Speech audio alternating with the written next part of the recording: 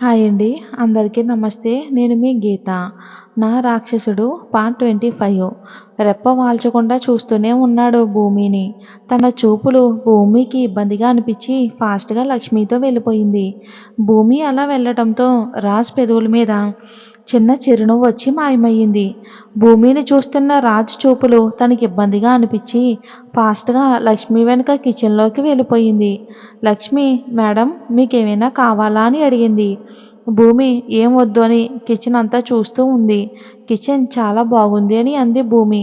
Lakshmi, madam సార్కి coffee ఇచ్చే time అయ్యింది, మీరు తీసుకెళ్తారా అని అంది. లేదు లేదు, నేను తీసుకువెళ్ళను, నువ్వే తీసుకువెళ్ళు అని చెప్పింది. రాజ్కి కాఫీ ఇచ్చి వస్తూ ఉండగా మేడం ఏం చేస్తున్నారు అని అడిగాడు. మేడం కిచెన్ అంతా చూస్తున్నారు సార్, ఏమన్నా కావాలా అని అడిగితే ఏం వద్దు అని అన్నారు. రాజు ఓకే, నువ్వు నీ గదికి వెళ్ళు అనడంతో ఇంకేం మాట్లాడకుండా వెళ్ళిపోయింది లక్ష్మి. రాజ్ కిచెన్లోకి వెళ్ళి భూమి ఏం చేస్తుంది అని కాఫీ తాగుతూ చూస్తున్నాడు. వంటగదిలో ఏ వస్తువులు ఎక్కడ ఉన్నాయా అని అరలు ఓపెన్ చేసి అందులో ఏమున్నాయా అని చూస్తుంది. తను ఏదో వెతుకుతూ ఉంది. తనకది దొరకకపోవడంతో లక్ష్మిని అడగాలి అని వెనుకకు తిరగగానే తన వెనక ఉన్న రాజుని చూసి భయంతో అరవాలని నోరు తెరిచేలోగా రాజు భూమి నోటిని చేత్తో మూసి ఏం కావాలి స్వీటీ నీకు అని తన నోటి మీద ఉన్న రాజ్ చెయ్యి చూస్తుంటే ఓ సారీ సారీ అని తన చెయ్యి తీసేశాడు. తల దించుకుని ఏమీ లేదు అని అక్కడి నుండి ఫాస్ట్‌గా రూమ్‌లోకి వెళ్ళిపోయింది భూమి. రాజ్ కూడా వెళ్ళి నీకేం కావాలో చెప్తేనే కదా నాకు తెలిసేది అని అన్నాడు. నాకేం కావాలో మీకు బాగా తెలుసు. నాకిక్కడ మీతో కలిసి ఉండటం అస్సలు ఇష్టం లేదు. నాకు మా బావ కావాలి. నన్ను తన దగ్గరికి పంపుతారా? నాకు కావాల్సింది ఇదే. మీరు చేయగలరో లేదో చెప్పండి. అప్పటి వరకు భూమి మాటలకు వస్తున్న కోపాన్నంతా తన పిడికిల్లో బంధించి పెట్టడంతో రాజ్ ఎంత కోపంగా ఉన్నాడో గమనించలేదు భూమి. అలా చెప్తూనే పోతుంది. ఒక్కసారి కళ్ళు మూసి తెరిచి భూమి దగ్గరికి వెళ్ళి తన్ని మంచం మీద కూర్చోబెట్టి తన పక్కన కూర్చుని నీకు కావాల్సింది నేను చేస్తానుగా అని తన మొబైల్ తీసి ఎవరికో ఫోన్ చేశాడు. ఫోన్లోని రాజు ఆ జైతో నాకు ఇంకేమీ పని లేదు, తను ప్రాణాలతో ఉంటే చాలా సమస్యలు వస్తాయి అని మీ పని పూర్తి చేసి కాల్ చేయండి అని చెప్పి భూమిని చూసి ఇప్పుడు హ్యాపీనా అని అడిగాడు. తను మాటలు వింటున్న భూమికి ఒళ్ళంతా చెమటలు పట్టి ఏం చేస్తున్నావు నువ్వు? మా బావని చంపాలని చూస్తున్నావా? ఎందుకు? తనేం చేశాడు నిన్ను? నువ్వు చేసిన గాయం నుండి తను ఇప్పుడిప్పుడే కోలుకుంటున్నాడు. నీకు దండం పెడతాను, దయచేసి మా బావని ఏమీ చెయ్యొద్దు ప్లీజ్. నేను ఎక్కడికి వెళ్ళను, నీతోనే ఉంటానని ఏడుస్తూ రాజుని వేడుకుంటుంది భూమి. రాజు భూమిని చూస్తూ సైడ్ స్మైల్ ఇస్తూ సారీ స్వీటీ, చాలా ఆలస్యం అయ్యింది. భూమి కోపంగా అక్కడ మా బావకి ఏమైనా అయినా మరుక్షణం ఇక్కడ నా ప్రాణం పోతుంది అని పరుగున కిందకి వెళ్ళి భూమి వెనుక కూడా రాజు వెళ్ళాడు. భూమి వంటగదిలోకి వెళ్ళి కత్తి తీసుకుని తన గొంతు మీద పెట్టుకుని మీరు ఎవరికి కాల్ చేశారో వాళ్ళకే కాల్ చేసి వెంటనే చెప్పండి మా బావని ఏం చెయ్యొద్దు అని, లేదు అంటే నేను మీ ముందే చచ్చిపోతాను అని అంది. గట్టిగా రాజు నవ్వుతూ తన ముందుకు వెళ్తుంటే భూమి ఒక్కడుగు వెనక్కి వేస్తూ అక్కడ ఉన్న గోడకి ఆనుకుని రాజుని కోపంగా చూస్తుంది.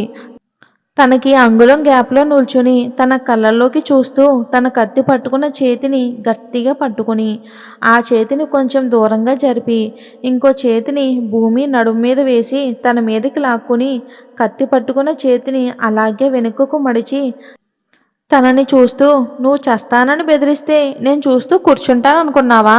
పర్లేదు, మీ బావ మీద చాలా ప్రేమ ఉంది, వాడి కోసం చావడానికి కూడా సిద్ధపడ్డావు. కానీ నీకో విషయం చెప్పనా భూమి, నేనెవరికి కాల్ చేసి వాడిని చంపమని చెప్పలేదు. నీ రియాక్షన్ ఎలా ఉంటుందో చెక్ చేశా, నేను అనుకున్న విధం కన్నా ఎక్కువగానే ఉంది అని తను మడిచి పట్టుకున్న భూమి చేతిలో కత్తిని కింద పడేసి నా ముందే నువ్వు మీ బావ గురించి ఇలా చెప్పావు, చాలా మాట్లాడుతున్నావు. ఇప్పటి నుండి నీ నోట్లో నుంచి వాడి పేరు నాకు వినిపించిన మరుక్షణం నేనేం చేస్తాను అన్నది నువ్వు ఊహించలేవు అని తన నడుముని గట్టిగా ఒత్తుతూ నా దగ్గర ఉన్నంత వరకు చాలా జాగ్రత్తగా ఉండు. అలాగే ఇలాంటి పిచ్చి వేషాలు మరోసారి వేశావంటే నువ్వు చావటం కాదు, నేనే నిన్ను ఖచ్చితంగా చంపేస్తానని వార్నింగ్ ఇచ్చాడు.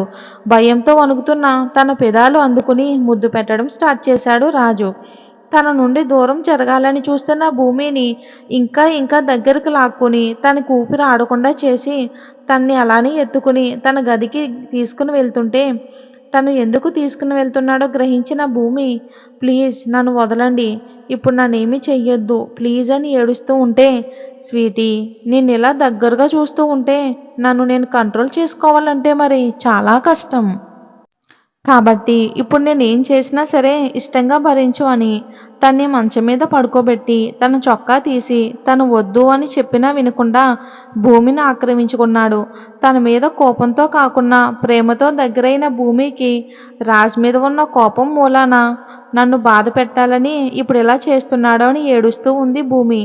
తనతో ఉంటే సమయం ఎంత గడిచిందో కూడా తెలియని రాజు అలసిపోవడంతో అలానే భూమి మీద పడుకుని, స్వీటీ నువ్వు నిజంగా ఒక అద్భుతం తెలుసా అని తన నుదుటి మీద ప్రేమగా ముద్దు పెట్టుకున్నాడు.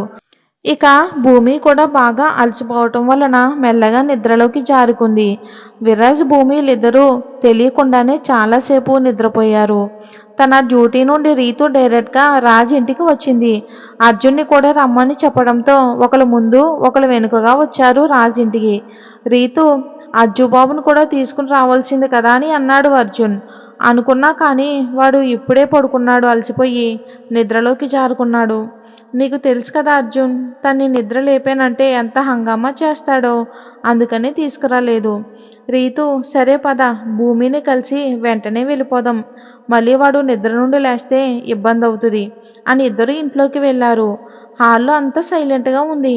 ఎవరూ లేరు కిచెన్లో, లక్ష్మి కూడా లేదు. ఎక్కడికి వెళ్ళారని ఆలోచిస్తుంటే వాళ్ళు ఎక్కడికి వెళ్తారులే కానీ వాళ్ళ గదిలోనే ఉంటారు, పద అని ఇద్దరు పైకి వెళ్ళారు. రాజు భూమి ఉన్న రూమ్లో డోర్ ఓపెన్ చేస్తూ ఉండగా అర్జున్కి కాల్ రావడంతో, నువ్వు వెళ్ళు నేను ఫోన్ మాట్లాడి వస్తానని అర్జున్ కిందకి వెళ్ళిపోయాడు. రీతు రూమ్ డోర్ ఓపెన్ చేసి తన కళ్ళ ముందు ఉన్న దృశ్యాన్ని చూసి అలా గట్టిగా అరిచి వెనకకు తిరిగి కళ్ళు మూసుకుంది. తన అరుపుకి ఇద్దరికీ మెలకువ వచ్చింది. రాజు ఓ షెట్ అని వెంటనే భూమి మీద నుండి లేచి తన బట్టలు వేసుకుని రీతు ముందుకెళ్ళి, ఏంటే నా గదికి వచ్చే ముందు తలుపు తట్టాలని తెలీదా?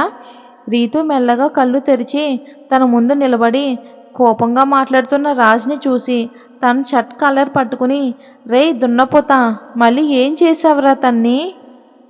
నీకు నేను చెప్పానుగా కొద్ది రోజులు తనకి దూరంగా ఉండమని, మళ్ళీ తనతో ఎందుకు కలిసావరా అని గట్టిగా అరుస్తుంటే అర్జున్ రూమ్లో నుండి రీతు మాటలు గట్టిగా వినిపించడంతో తన గది బయట నిలబడి, రాజ్ ఏమైందిరా అని అరిచాడు. రీతు రాజ్ని గది బయట నిల్చున్న అర్జున్ మీదకు తోసి తన మొహం మీద తలుపు గట్టిగా దగ్గరికి వేసి భూమి దగ్గరికి వెళ్ళి తన భయంతో తన వండికి బెడ్షీట్ కప్పుకుని తలకు కిందకు దించి ఏడుస్తూ ఉంది. మరి భూమి రీతుకి ఏం చెప్తుంది అనేది మనం వచ్చే భాగంలో చూద్దాం. అసలు రాజు ఎందుకు ఇలా ప్రవర్తిస్తున్నాడు అనేది కూడా వచ్చే భాగాల్లో చూద్దాం. స్టోరీ నచ్చితే లైక్ చేసి మన ఛానల్ని సపోర్ట్ చేయండి.